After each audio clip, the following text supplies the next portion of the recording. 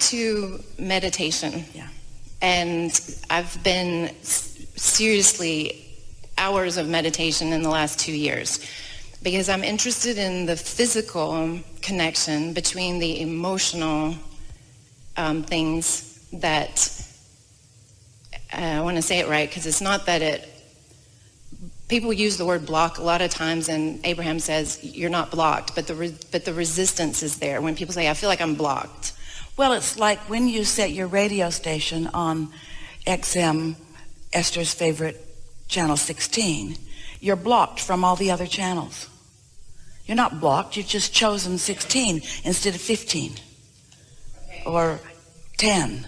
You're not blocked from it, you're just tuned to what you're tuned to. So blocked is a pretty strong, tripping over, resistant, inducing label, isn't it? Yes, Yeah. yes. But I can feel the difference, which I've been working with, from one side of my body to the other side. And in working to clear one side of my body, I feel the pain, and the pain is then connected to an emotional... Well, you're making it more complicated. And the reason we say that would be like lying in bed at night and deciding that you shouldn't sleep tonight because your movement of blood through your body might need your attention.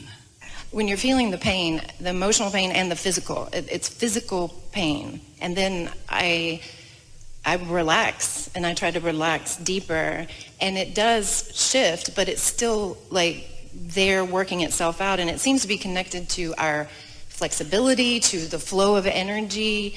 And so I've had shifts. I've had emotional shifts, but I'm in any sensation of physical discomfort, there is an active resistance.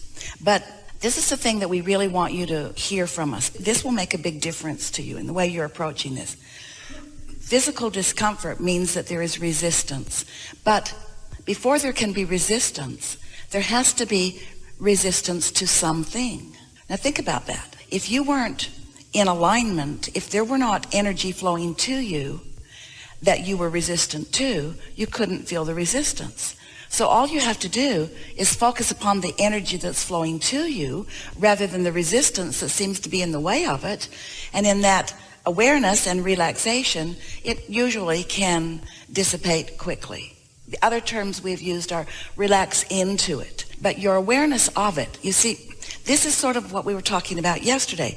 Every subject is two subjects, what is wanted and the absence of it. So it's like a stick with two different ends of it. And when you're focused upon the pain that you wish to clear, you are adding momentum to the resistance.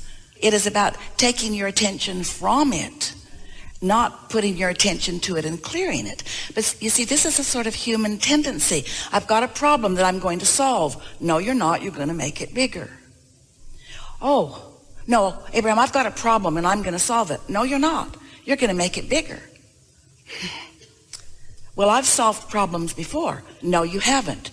You have identified a problem which made you aware of a solution, and you focused upon the solution and activated the solution instead of the problem. That's the way you solve a problem, is by focusing on the solution. So the way you solve what you're calling discomfort or energy blockage is by focusing upon the energy that is flowing, not on the blockage, not on the resistance. Does that make sense to you? So when Esther had, because I remember one of the recordings where Esther had she'd been out with her friend, one of her friends, who just, they laughed and laughed and laughed, and they had the most amazing time, and it was like all day they did that, all night. And then she went to sleep, and when she woke up the next morning, she had emotional pain, actually, that had to do with Jerry, because there was there a you drawer. are again. You're just going to keep bringing that up. Well, I mean, because the drawer needed to be cleaned out, and she had been, avoiding it and not wanting to. I think I'm trying to find the difference between facing something and when she went to Abraham and asked, her vibration was high enough. Here's the thing that we really want you to hear, and we know that it is a bit confusing, but we're speaking to you where you are and the questions that are active within you right now. So this is a discussion about deliberate creation or the art of allowing. This is the difference between determination and relaxing and allowing something to be. Now, in all of it, there must be an awareness of what you want. And we talked a lot yesterday about how a problem is creating an equivalent solution. And then you all are making your choices about which end of that vibrational and emotional spectrum you are focusing.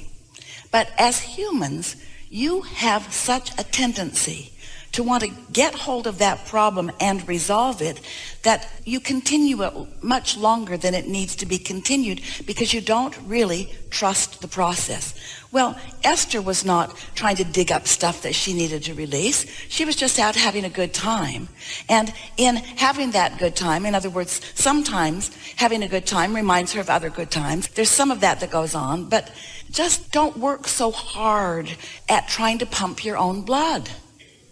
This system works. You came in your body, the source energy part of you is grander, and in this body, you're figuring out things that you want to think about. But you don't need to reinvent the system. You don't need to micromanage any of it. What you really are wanting to do is just figure out from day to day, from moment to moment, which things feel the best to you and focus there. And this conversation really falls into the category of trying too hard. It is the reason that instead of calling this the science of deliberate creation, which is where we began all those years ago, we began calling it the art of allowing, because your tendency as humans to find a problem and solve it is not serving you. And that label sort of activated that sort of determination from you. So you brought the things that you had learned from your life before, like goal setting and like suffering and like determination. You brought all of those habits of thought with you into this new body of work and slowed yourself down unnecessarily.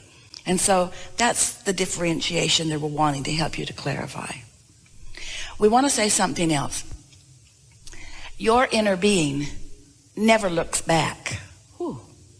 Your inner being never looks back, even if there are delightful things back there. Because there are so many delightful things in your present, and potentially even more delightful things. Your inner being is always and only, always and only, always and only, always and only looking forward. Your inner being, eyes, felt that?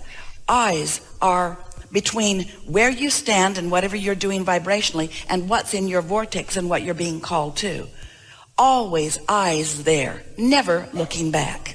So when you look back for any reason, you run the risk. We don't like that word very much, but it really is the most applicable word here. You run the risk of activating vibrations that are denser or more resistant.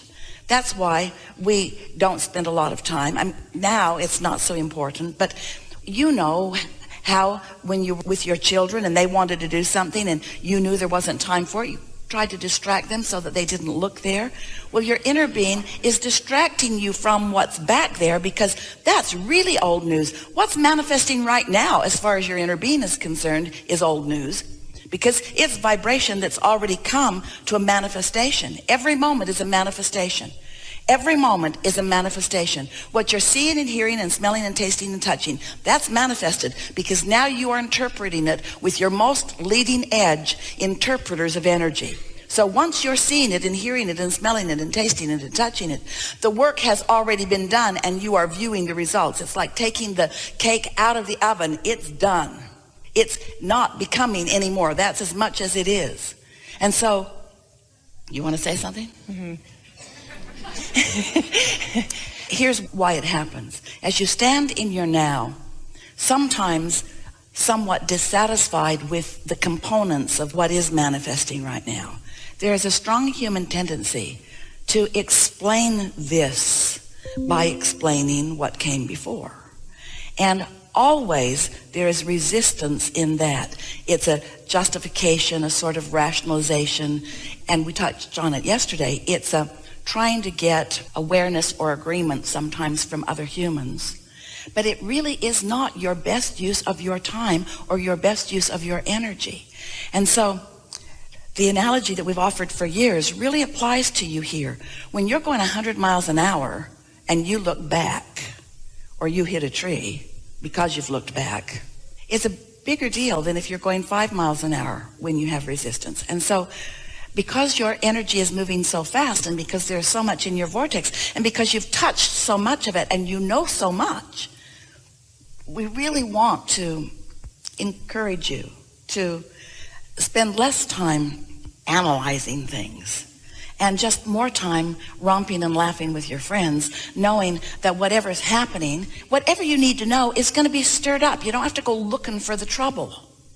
If there's something that you would benefit from stirring up, you'll find it, but don't go looking for it to try to weed it out.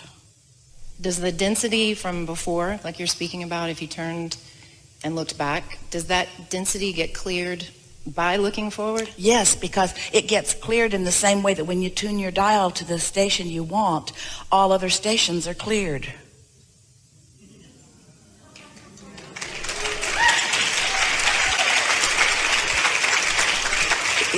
I think that's the thought of thinking that I do have to clean that. We know you think that, but you can't clean it up and you can't get to the bottom of it because your attention on it makes it more. Haven't you noticed that? Have you ever had some issue that you needed to discuss with someone? So you sit down and you have a heart-to-heart. It's not a heart-to-heart, it's a brain-to-brain, and it never works. It's a competitive thing about who's right. And the conversation might come to an end because you're exhausted, but it never comes to a resolution. It's just, let's table this for later. After we've eaten, we have more energy to fight with each other. And so, really, the only battle that's going on is between you and you. And you're the only one waging the battle because your inner being is not waging a battle. Your inner being is saying, hey, you told us incrementally that you want this and this and this and this and this, and we've been tending it, and law of attraction has been working on it, and a whole lot of cooperative components have already been gathered. Come on over. And you say, I will as soon as I get this out of the way. I will as soon as I resolve this issue. I'll be right there as soon as I defend myself. So your inner being doesn't work on helping you get to the bottom of things. If your inner being was helping you get to the bottom of things, it would be fun to do it, but it isn't fun ever. No. Yeah. Good enough? Thank you so much. So adored. Really, so, really so. very, very good. Very, very good.